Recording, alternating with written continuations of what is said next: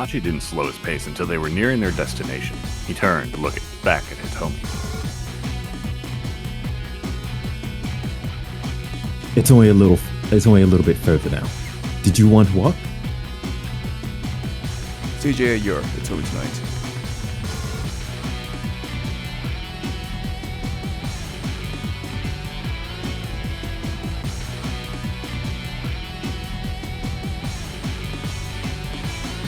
CJ?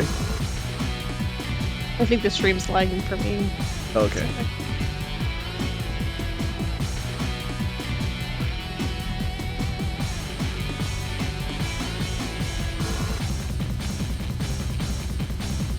Discord is having a fit.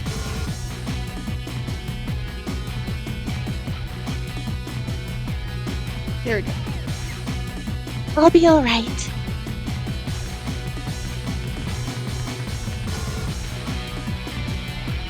I'll be alright. Ah! Achi! Look out! Looking ahead again, Achi saw that they were bearing down on a young grade school girl. Her head hung in dismay.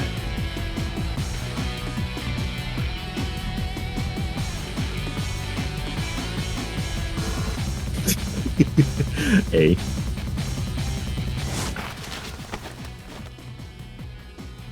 Achi hurriedly caught the girl up in his arms. The maneuver kept her out of harm's way, but the momentum swung her high into the air. She dropped a sheaf of paper she was carrying. As luck would have it, the papers fell amidst the trash scattered alongside the road. Whoops, sorry.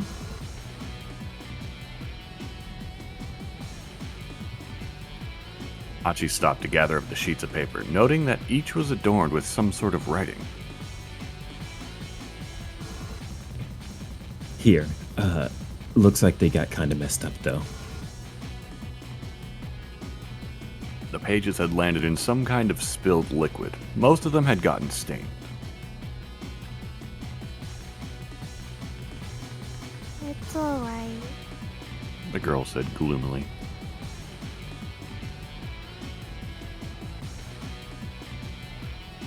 You should just throw them away. It's not like I can sell them now anyway.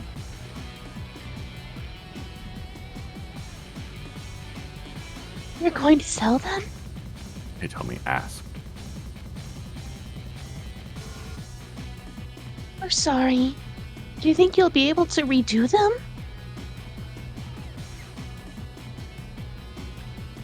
Achi, is there a stationery store around here? Yeah, up at the top of Danganzaka. Achi said. Here.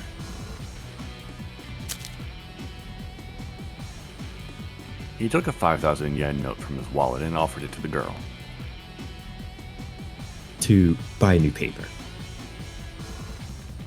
I know I can't replace the stuff you wrote, but... The girl eyed the money doubtfully.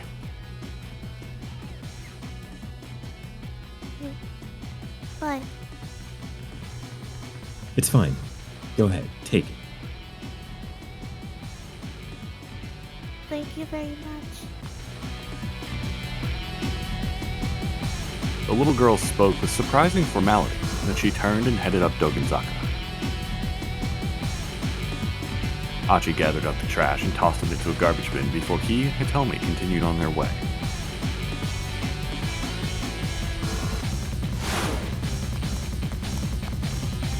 Achi led Hitomi to an old, multi-tenant building. They hurried inside and headed up the stairs.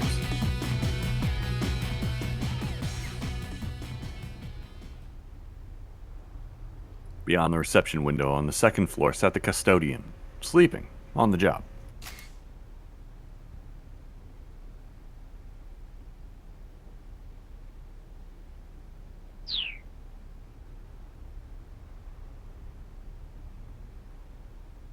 Hey, wake up, man.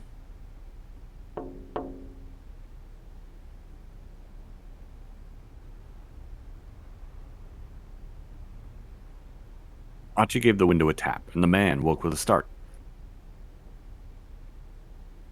Panda, go ahead.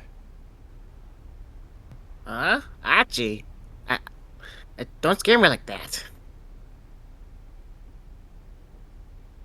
That's one chi too many. And wow, you seem to have a lot of free time on your hands. Yeah, no one's been by to check today.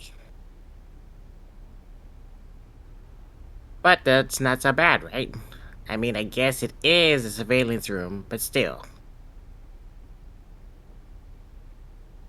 The man let out a big yawn. My dad asked me to come down here and check on the security monitors, actually.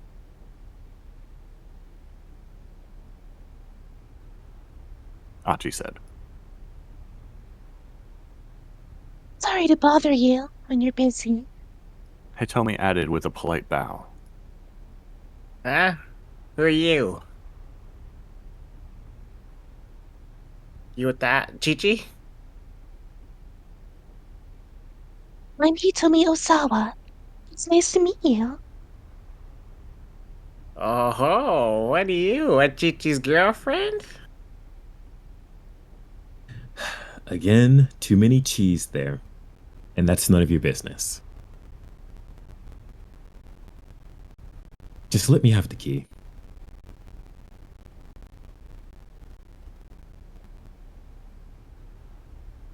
Hoping his blush wasn't too obvious, Achi mimed unlocking a door. You won't answer a simple question and you want me to hand over the key?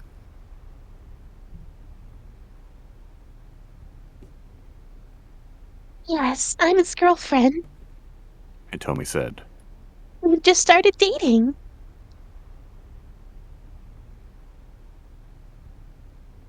So, I'm sure I'll be seeing more of you, sir.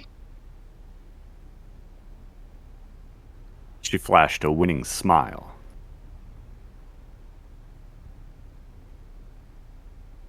Oh, well, what a surprise! Never thought Chi-Chi could land a fine lady like yourself.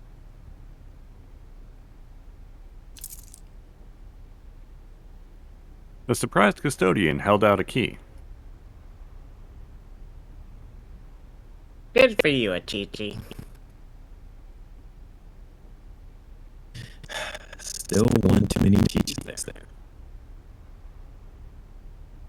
But, yeah, dating. Achi gazed into Hitomi's face, even more surprised than the custodian.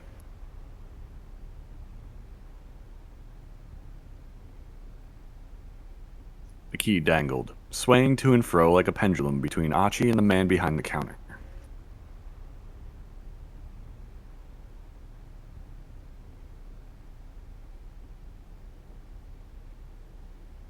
Well, Me. Hitomi said, nudging him in the side with her elbow.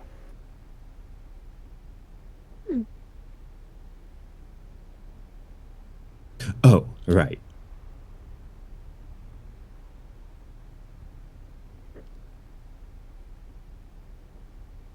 Snapping out of it, Achi took the key and headed up to the next floor.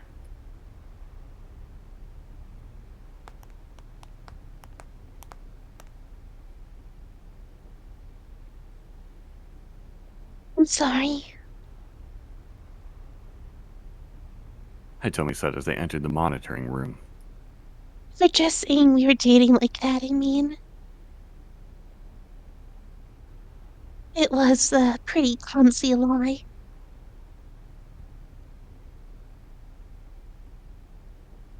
No, it was just kind of, sudden, is all. I was a bit jittery, I guess. Achi felt his cheeks color again.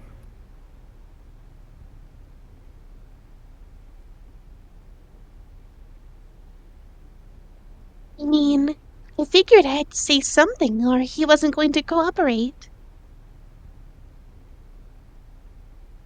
Hitomi said.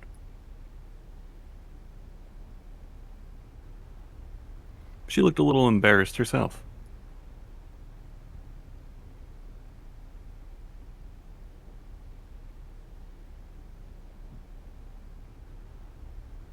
I'm sorry. I didn't mean to make things weird. No, no, no. Achi said. It wasn't weird at all. Actually, it was kind of. He stopped himself there. Now wasn't the time for that sort of conversation. They needed to find that blue minivan.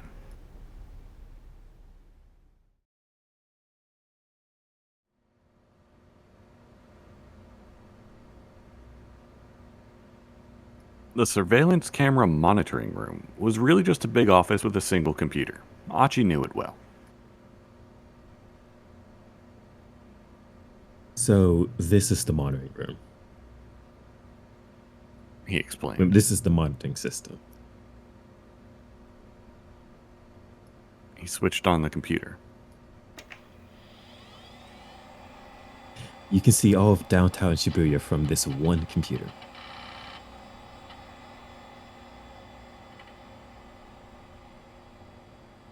Hitomi gazed impatiently at the monitor, even though it wasn't showing anything yet. The look of sheer determination on her face held Achi enthralled.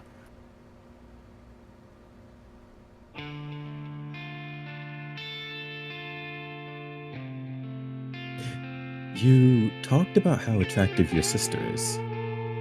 Achi murmured. But as far as I'm concerned,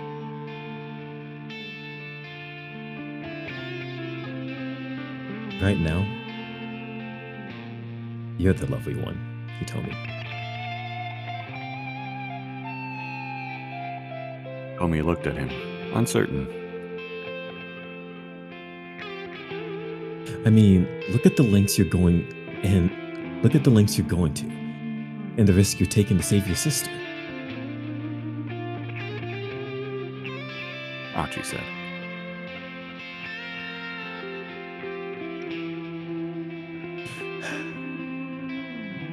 I can't bear the thought that something might happen to her. The last time we were together, I said such horrible things.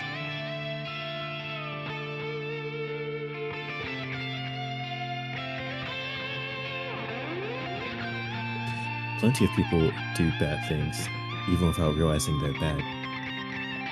Never mind trying to fix it.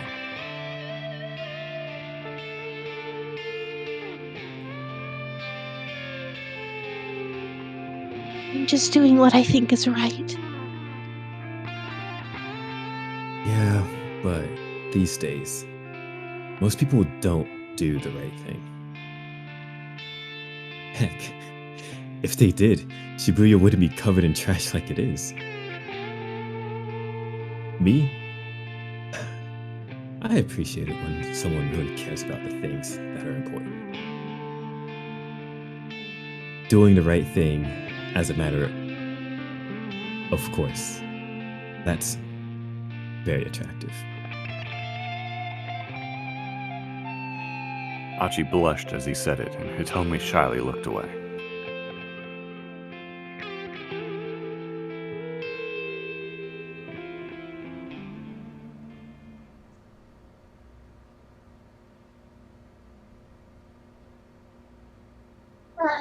I think the system is ready. Turning to the computer, Achi hastily changed the subject. This thing is so simple, even I know how to use it. Clicking on the mouse, he brought up a row of 4 windows on the monitor.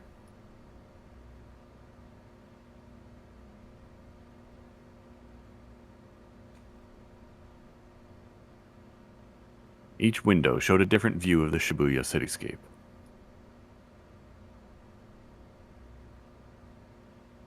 The image quality is not great, but that's because it's being updated on a 2-second delay, I guess. Achi tapped on the keyboard, bringing up shots of different locations.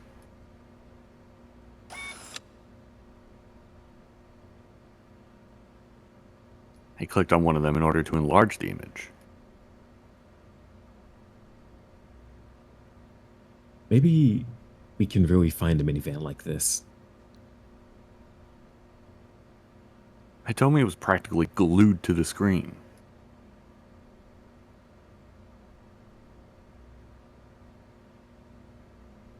My dad was the one who designed this security system.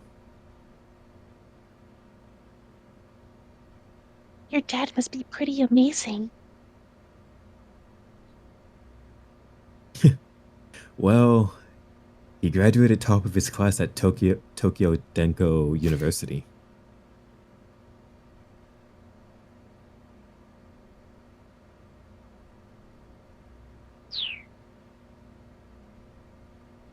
He always said he could have a career in computer engineering, but he took over the electronics shop so that he could marry my mother instead.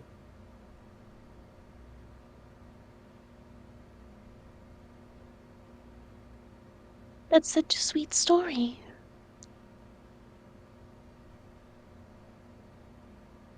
Do they run the store together then?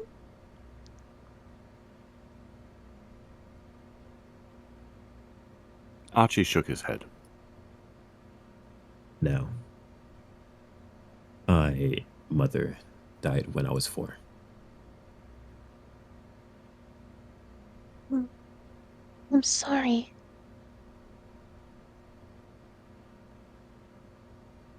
Hitomi sounded even sadder than Achi. Well, anyway, never mind that. Here, look.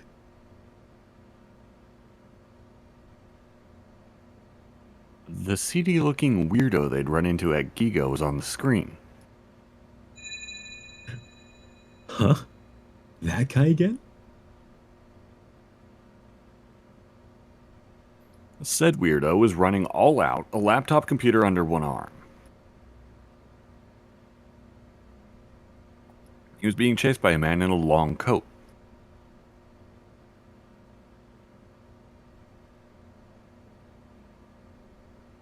That guy sure gets chased around a lot, huh? Achi said.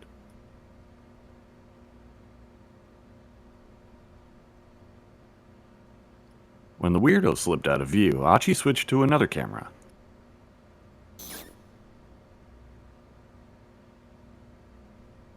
The new view showed the weirdo running again.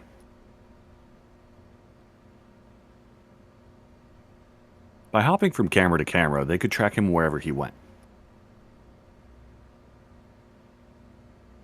So long as we have these cameras?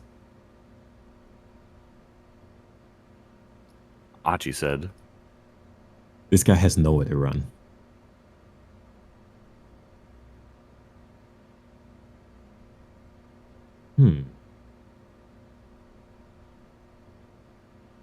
Nowhere to run. Huh.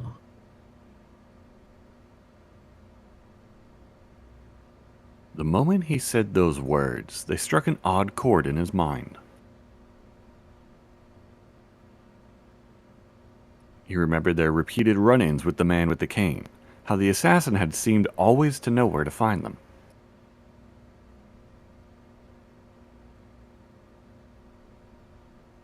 Achi, please. Stop messing around and let's look for the minivan.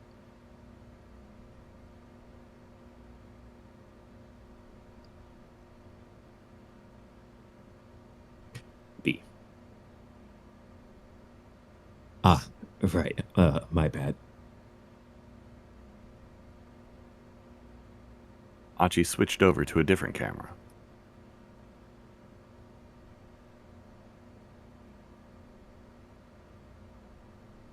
He continued switching views, scanning the streets of Shibuya, but there was no sign of a blue minivan anywhere. Still, they remained glued to the monitor.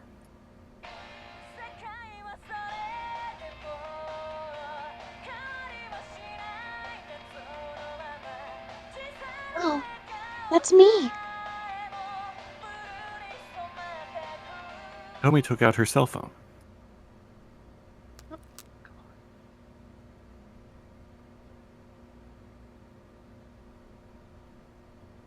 It's an email from Mr. Tanaka.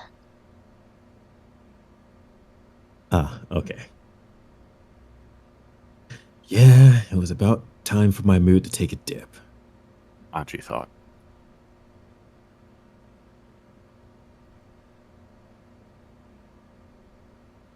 What? Hitomi blurted. She looked up from her phone. Achi! Mr. Tanaka found the minivan! He what? What does he say? Read it to me. Oh. We ran after it, but wound up losing sight of it. I was heading towards Canaan. That's what he says.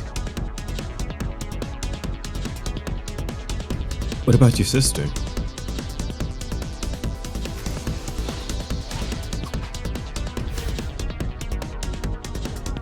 Was she in sight?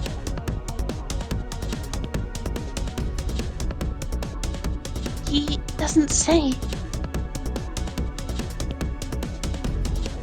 Achi switched over to an array of surveillance cameras near Canaan.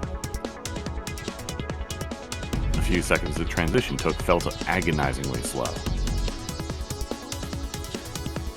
Finally, 4 new images popped up. Achi quickly enlarged one of them. Ah, Hitomi let out a tiny gasp.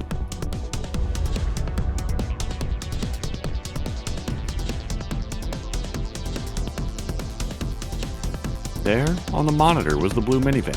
There was no doubt about it.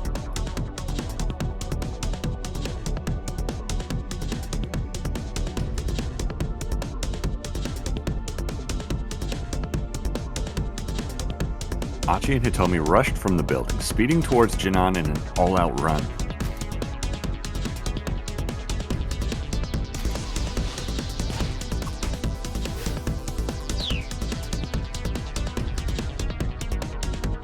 Neither spoke, they simply dashed along in silence.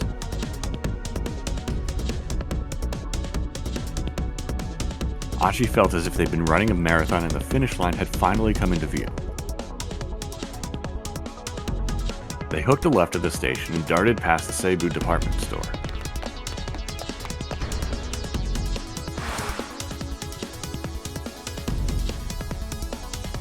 aha! Achi pointed as he came to a stop. The blue minivan was still there, parked by the curb along the slight, hilly incline.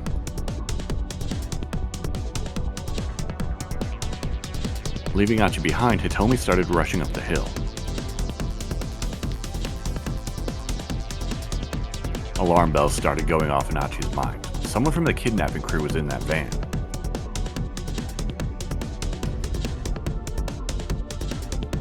It was dangerous to approach carelessly. He told me, wait! Achi shouted. But she didn't appear to hear his cries. The hope of rescuing her sister had driven all else from her mind.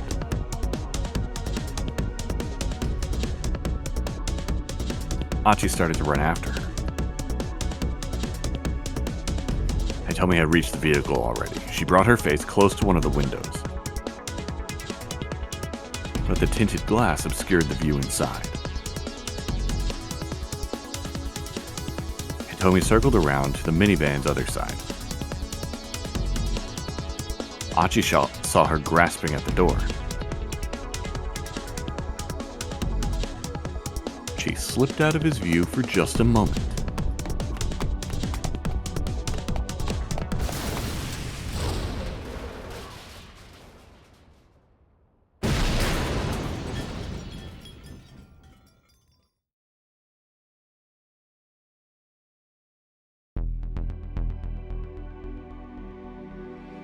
There was a thunderous explosion, and a gout of flame tore the roof off the minivan like it was made of aluminum foil. Hitomi! Horrified, Achi charged through roiling smoke, searching for Hitomi.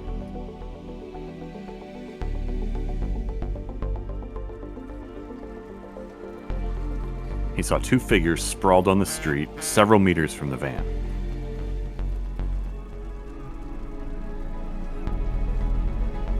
Hitomi and Canaan. Hitomi, wake up! Achi cradled her in his arms, and her eyes drifted open faintly.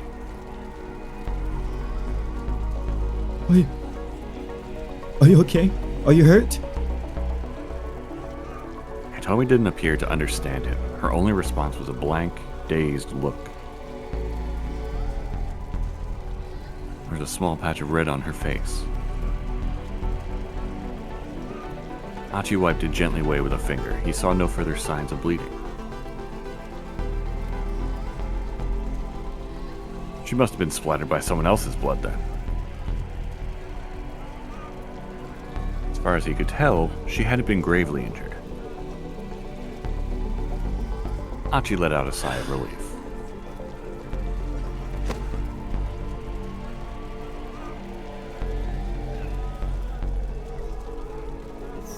I think it's Achi, maybe?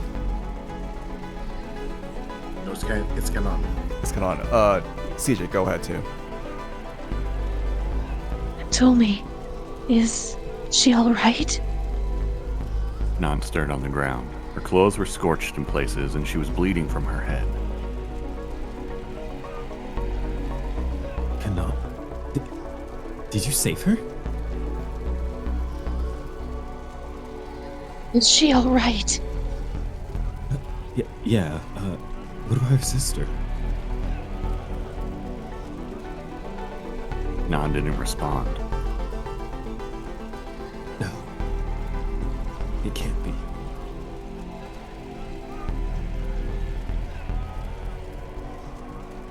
Amidst the smoke and the flames, he could make out the outline of a body.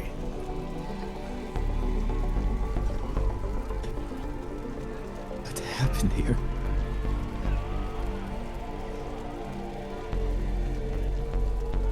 Achi had to look away.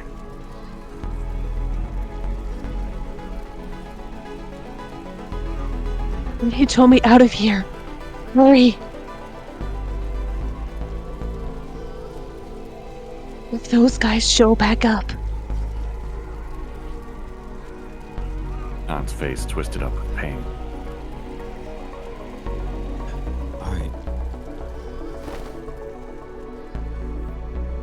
Achi settled Hitomi carefully in his arms.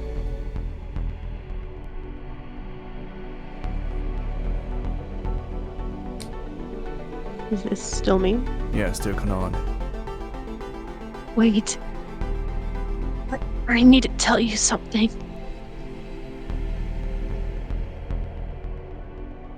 Nan's pained gasp called him back. Bard, Huh?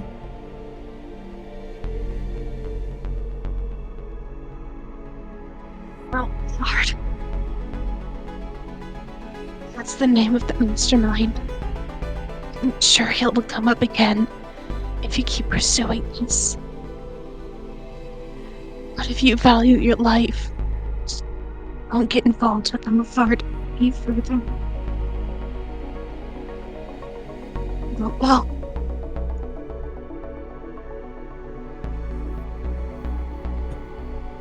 Okay. And thanks.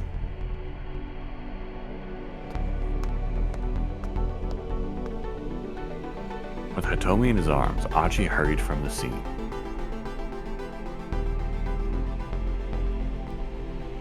He wasn't sure where he was heading.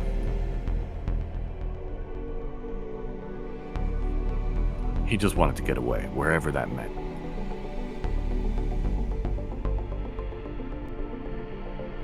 He He carried her past the crowd of onlookers that had swiftly begun to assemble.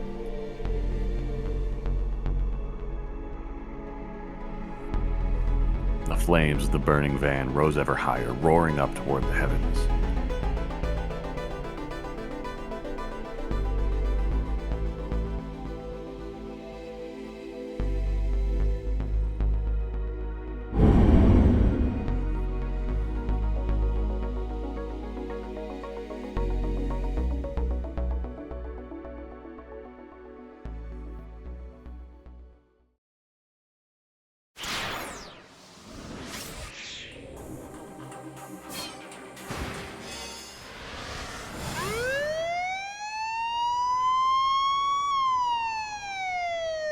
Ano practically dived from the car when it arrived on the scene in Maruya Macho.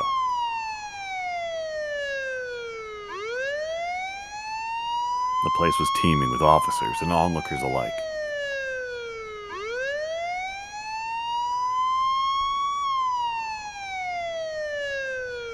Out of the way, please. Move aside.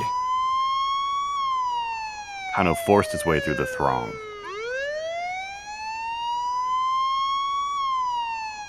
Sasayama was lying in a massive pool of blood. Sasayama!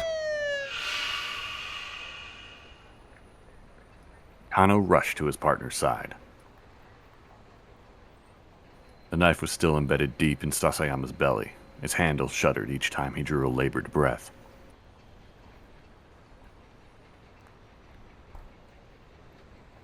Justin beat Sasayama tonight.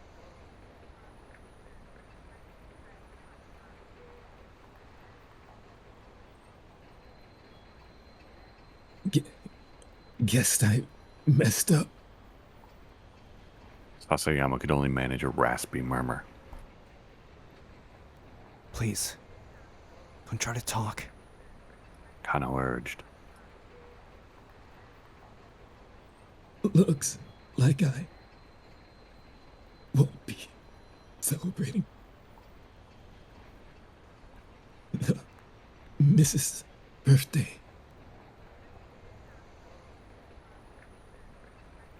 Sasayama drew a small package from his pocket.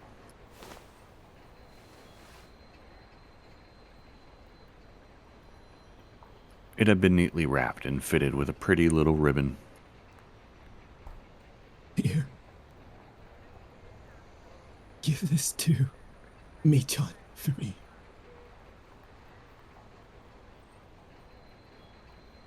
Kano shook his head. No way. You can give it to her yourself.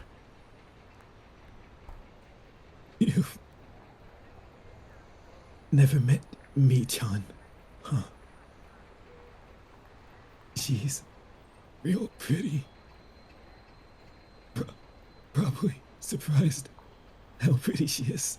I know. You told me all about her. Kano, please. Give this to my wife for me. Mustering up the last of his strength, Sasayama pressed the gift into Kano's hand. Sasayama?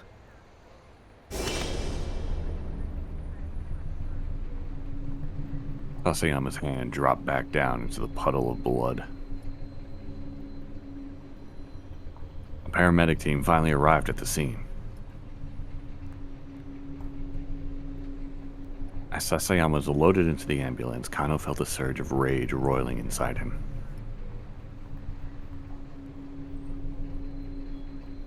Clenching his fist so hard his nails dug into his palm, he marched over to the captive Al-Karawan. You son of a bitch!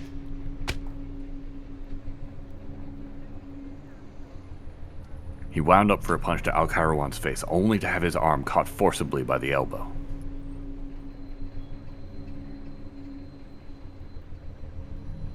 Spinning his head around, he found Stanley standing there. Let go of me, Stanley!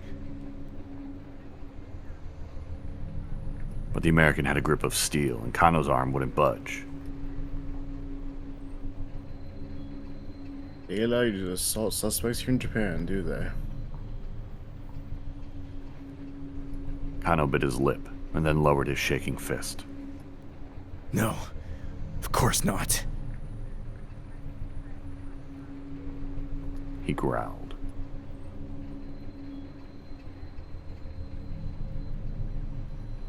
Al-Karawan let out a nasal chuckle as he watched the pair. With a cold glare, Stanley strolled over to him.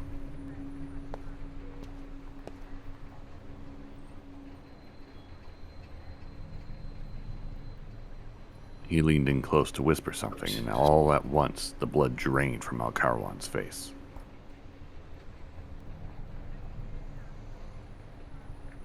Visibly shaken, Al-Karawan said something back to Stanley. Stanley gave a slight nod and left the captive with the police escort.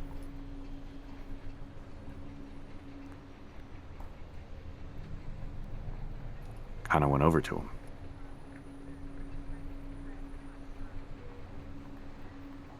Hey, what was that all about? Apparently, Al-Karawan gave Tommy some instructions. Told her to get into a blue minivan that was parked along Dogenzaka.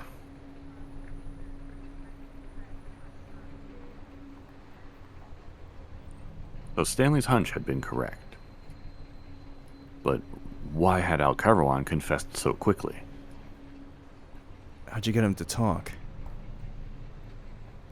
You don't need to know that.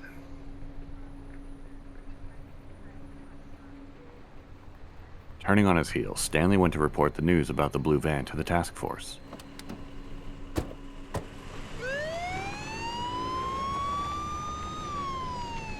Kuze immediately directed the detectives nearest Dokenzaka to look into it, but they found no blue minivan in the area. The order then came down for all personnel to search for the vehicle.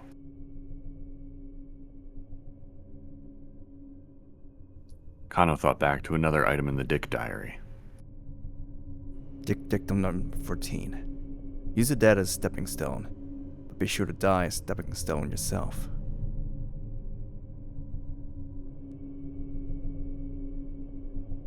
In the abstract, Kano could appreciate the nobility of self-sacrifice, but when he thought of Sasayama's blood-stained figure, it wasn't so easy to keep his emotions in check.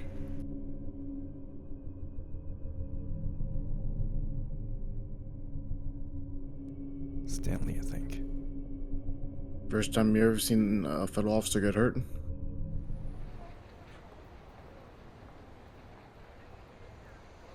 Stanley had come back over to him. You don't have time to relax. If you can't keep your anger in, then do something about it, here and now.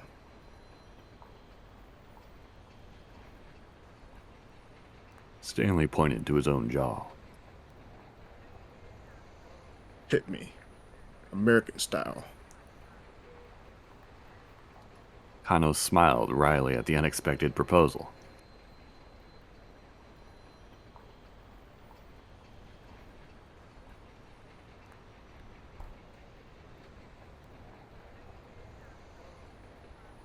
Without a word, Kano threw a punch. Oh! Stanley soaked up the rage-fueled blow, his face a mask of calm. Kano felt all the more miserable in the face of such unflinching resolve. If I weren't such a bumbling clod, Sasayama would never have... Hey, don't blame yourself. Stanley said. You guys have been doing better than I expected. More sarcasm, huh?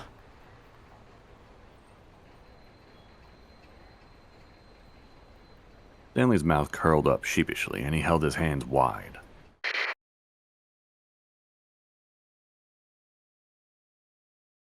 Kuze's voice suddenly cut in over the wireless. We've located the blue minivan. It's in Canaan 1 Chrome on Gondori. Hitomi might be there. And maybe the kidnapper's ringleader would turn up too. On pure reflex, Kano broke into a run.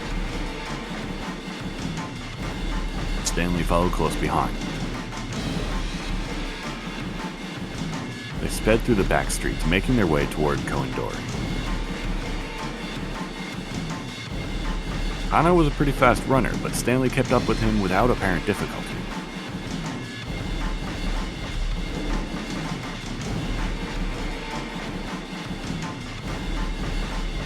Were you in the army or something? No, the Marines.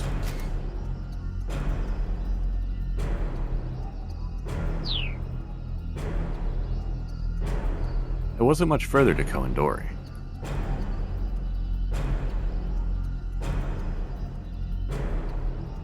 Oh no. If you find that van, don't get too close. Stanley warned. It could be a trap. These people would do anything to carry out their rules. Anything, huh?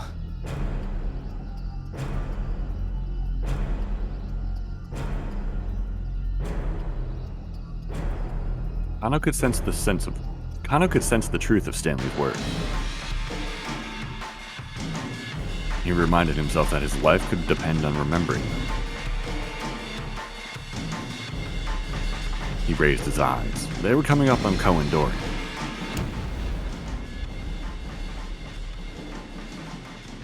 Suddenly, a boom as loud as cannon fire shook the area. Something's wrong. Kano thought. That's no ordinary city noise. A column of black smoke rose up from between two nearby buildings. Passerby stopped and stared, gasping in alarm.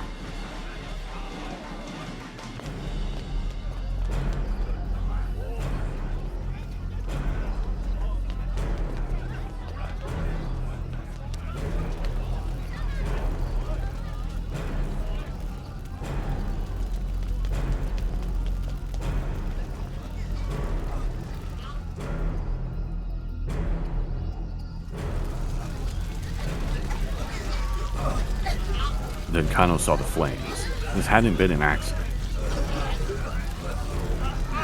Someone had set off an explosion.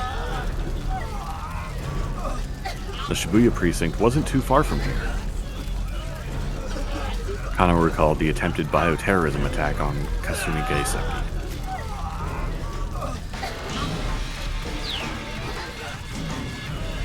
That incident had begun with the van exploding outside the Tokyo MPD station.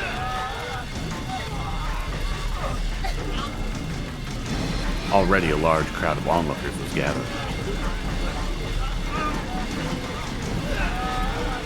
Shouts rose up as they took in the scene.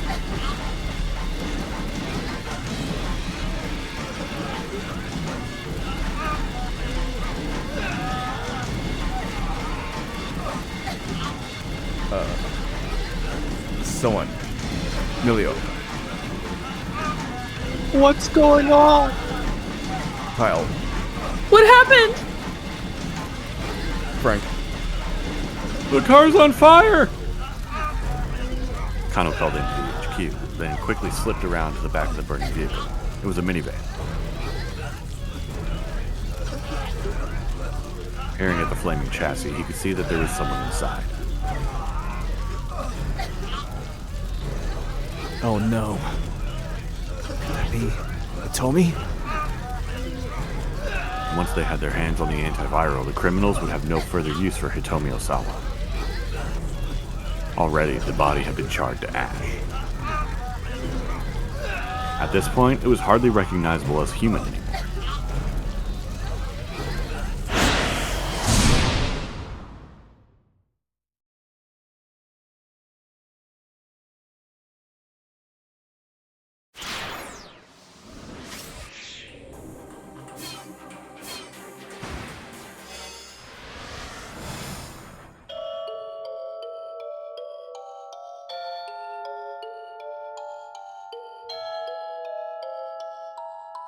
I've never truly trusted anyone, Not on a fundamental level. Human beings are a type of organism that I can't get a true handle on through mere surface interactions. And the very fact that I have never trusted anyone else means that, inevitably, no one else has ever trusted me. In the end, maybe the root of all my problems can be traced back to my heart.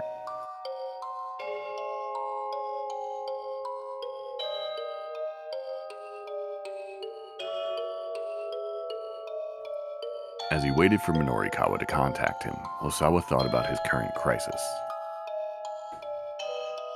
Assuming Tanaka was behind the kidnapping, then he must have accomplices. And these criminals had mistakenly abducted Maria in their attempt to get at the antiviral drug that was in Hitomi's blood. Maria and Hitomi were fraternal twins, but they looked similar enough to be mistaken for identical twins. Still, Tanaka would never confuse the two. The mix-up must have been made by some criminal who didn't know Maria or Hitomi personally. Insisting that Hitomi bring the ransom to the train station was obviously their solution. It had set her up for a second abduction.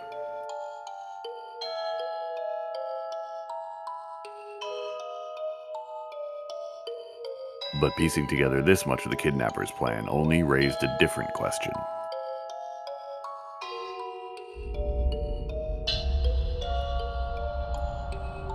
Why had Tanaka shown him those emails from Hitomi?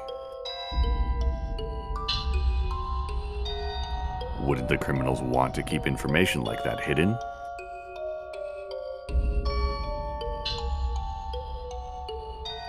The more Osawa thought about the things, the less they made sense.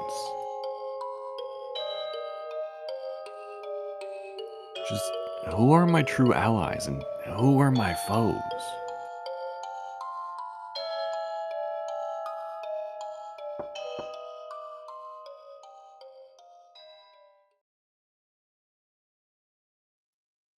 Mr. Osawa, a delivery has arrived for you. It was Kajiwara at the study door. Come in.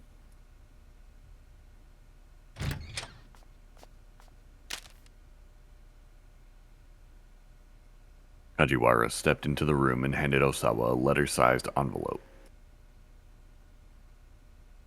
Osawa checked the label.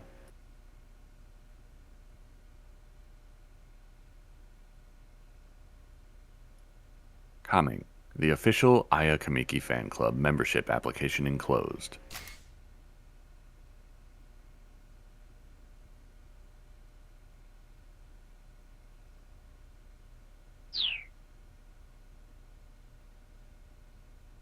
Right. He had requested the application the day he'd gotten back from overseas. Would you mind opening that? Kajiwara asked, apologetically. What for?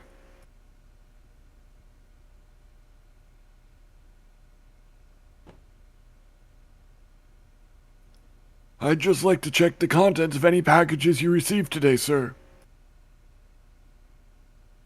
It's possible the kidnapper may try to contact you by mail.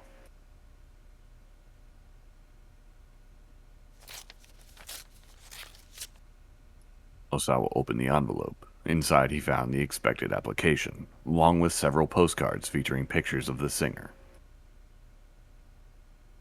Kajiwara peered pointedly at the postcard images.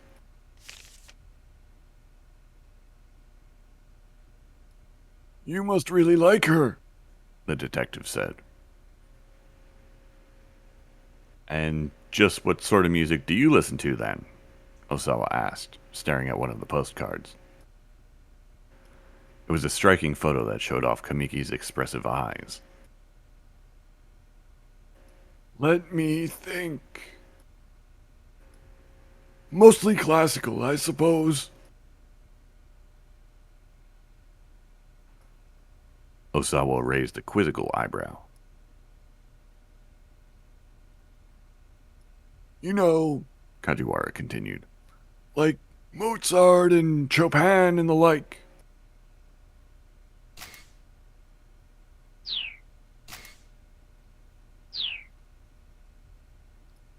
He hummed a few bars.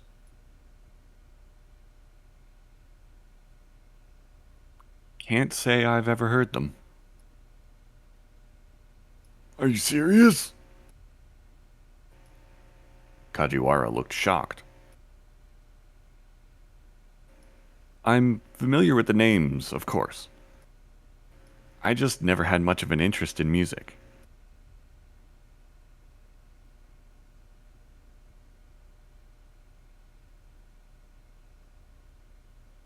Oh, that's such a shame. Would you care to listen to a piece now?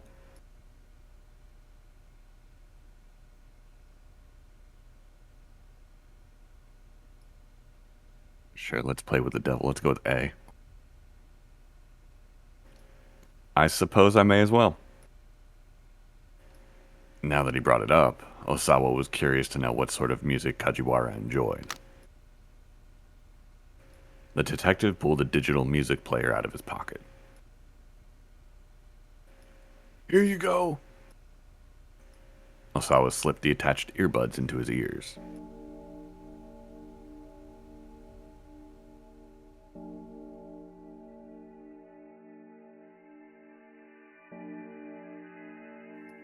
He heard a flow of quiet strings that was soon joined by bold, dramatic horns. As the piece continued, it grew more profound and complex, and Osawa could feel his spirit calming. He took a deep breath, then expelled it through his nostrils. It felt as if the toxic gloom that had filled him was departing with the air. Before he knew it, nearly 10 minutes had passed. What do you think? It's quite nice. The theme of this piece is, Kajiwara paused for a moment in thought. Well, it's about how erudition can be boorishness.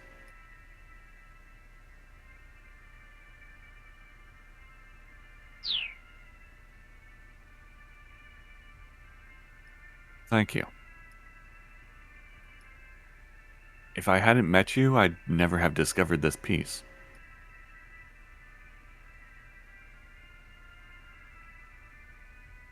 He spoke the words unthinkingly, with unaccustomed frankness. Was this the power of music, then? I'm very happy to hear that, sir.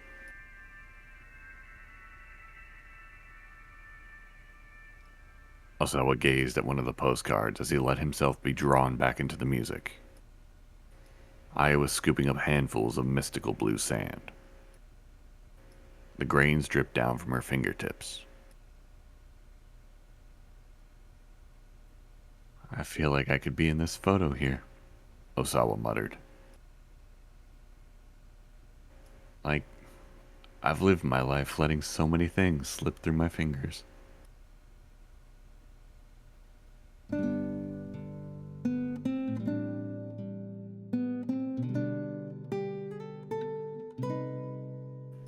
Kajiwara thought for a moment before responding.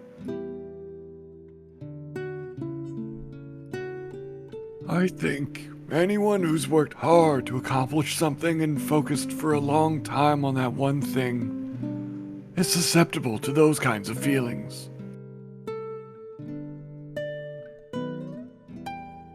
Accomplishing something means getting results. That's not where my problem is. Osawa removed the headphones and gave back the music player.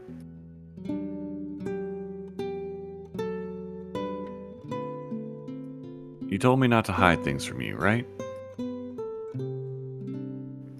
Kajiwara nodded silently.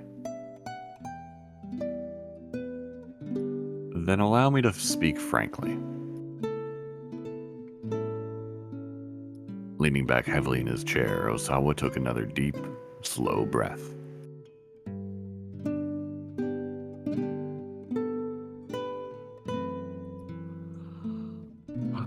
I'm anxious. So anxious that it's almost crushing me. Given the circumstances, sir, that's completely understand. No, Osawa spoke up before Kajiwara could finish. It's not that. It's not that at all.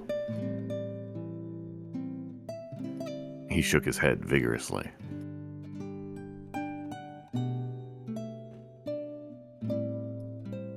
If the worst should happen to my daughter, how am I going to feel, I wonder?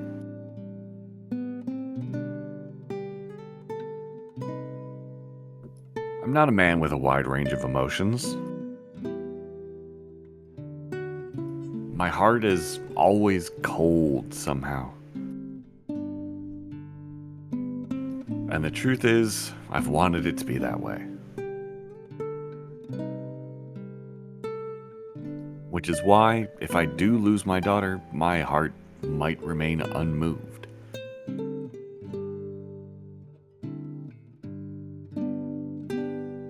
I may not even be able to feel a father's sorrow.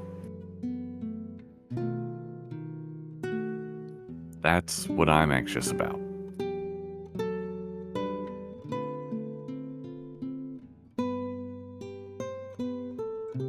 He felt his emotions twist inside him in a way that was utterly confusing. For the first time in his life, he realized how fickle a thing the human heart could be.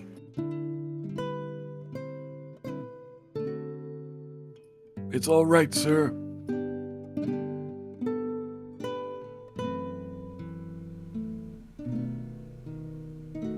Kajiwara flashed him a carefree smile.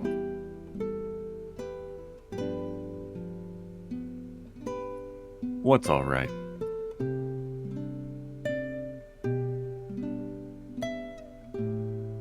People who really have cold hearts don't worry about that sort of thing.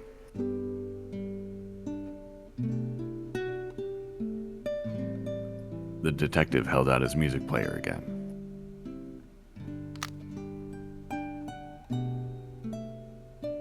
Here, I'd like you to have this. Please, give it another listen if you like. I think it might help you calm your nerves.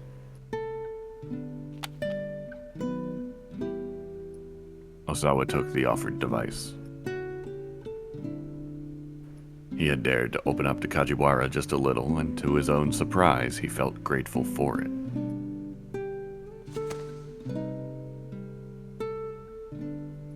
And how about one of these as well?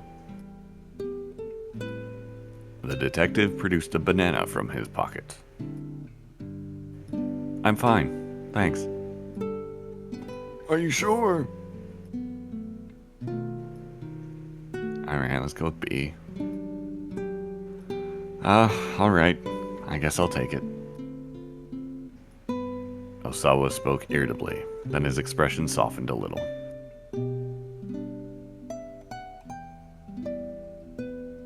You know, you've been getting on my nerves all day. Really? And here I thought I'd been doing what I could to soothe your spirits, Mr. Osawa. It's actually been a real long time since I've yelled at anyone quite so much. As the words left his lips, Osawa found himself thinking back to one particular rainy day.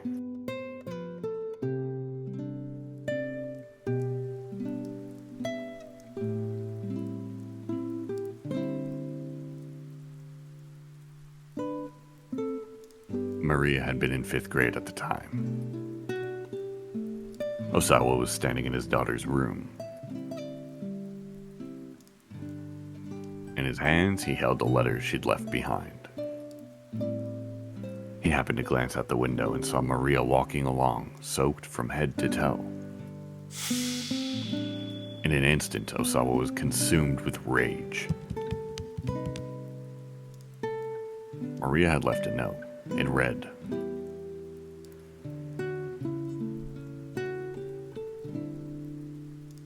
Maria? Dad, you only pay attention to Hitomi. You're too busy with work to play with me, so I'm running away from home. Struck by an impulse he didn't quite understand. He ran from the room, heading for the front door.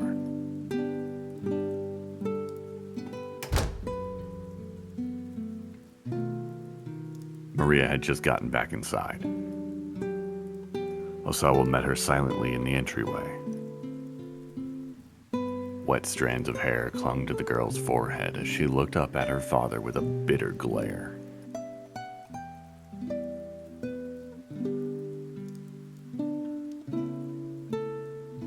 You don't care what happens to me, do you?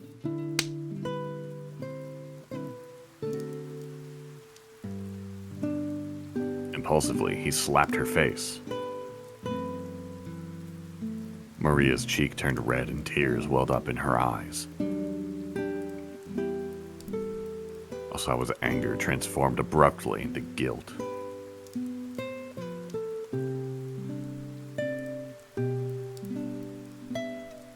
He glazed down at the palm of his hand and saw a tiny spot of blood. He was shocked by the recognition of what he'd just done. And then he was afraid.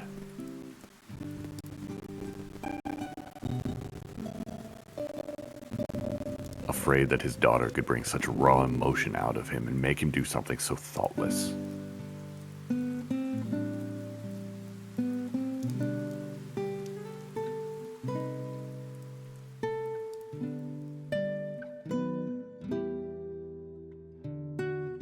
Is something wrong, Mr. Osawa? Kajiwara was leaning in, looking concerned. Osawa came back into the moment with a start and realized he had buried his face in his hands.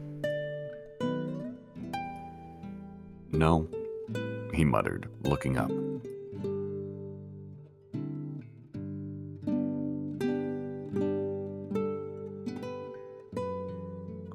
Just getting angry, yelling at people. I'm not good with that sort of thing. I don't like it. He picked up the music player and fidgeted with the earbuds as he spoke. Well, getting angry and yelling at people, I don't think there's anything wrong with that. I think that's just human. It's human to do those kinds of things.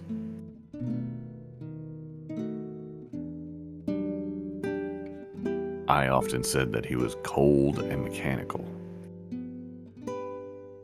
Her sarcasm only underlined a fact he'd always lived with, that he didn't know how to conduct himself like a human being. If you get angry, you show it. Kajiwara said. If you get sad, you show it. It's human nature to let other people know how we're feeling after all. But what if doing that hurts the other person? That's when you apologize, sir. Ah. It occurred to Osawa that he'd never tried to tell anyone how he felt before. He never felt the need to. And yet, right now, he suddenly felt that if his daughters were to appear before him, he might blurt out everything he'd ever left unsaid. It was a terrifying thought.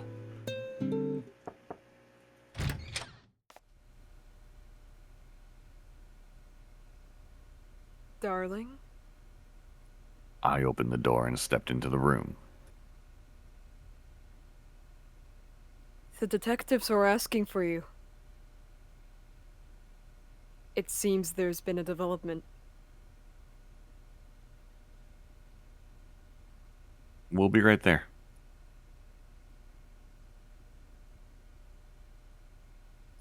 Osawa and Kajiwara hurried out of the room.